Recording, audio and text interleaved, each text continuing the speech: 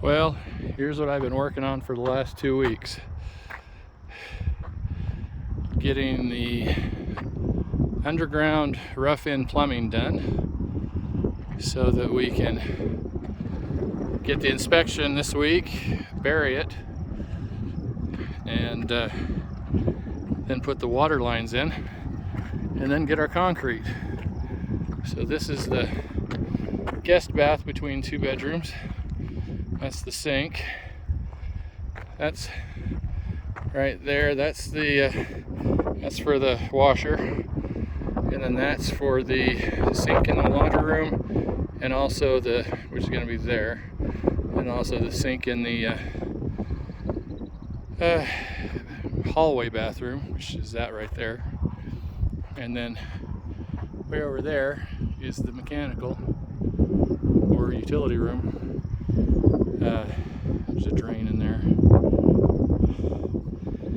And then this is the master bathroom.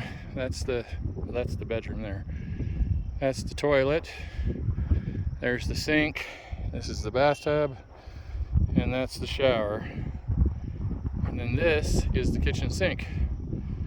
So yeah, it's been a blast. But at least I'll cap it all off tomorrow, pressurize it with air because we don't have a well pump yet, which is way over there. Right there. Yeah, we gotta get concrete in before we can put the well pump in. Sorry about the wind.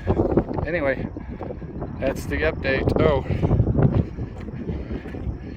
we do have a transformer now,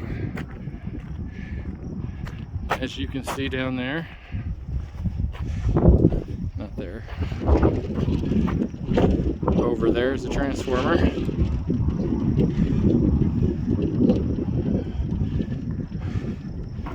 And then here is the meter base, 400 amp, and that's the service conduit.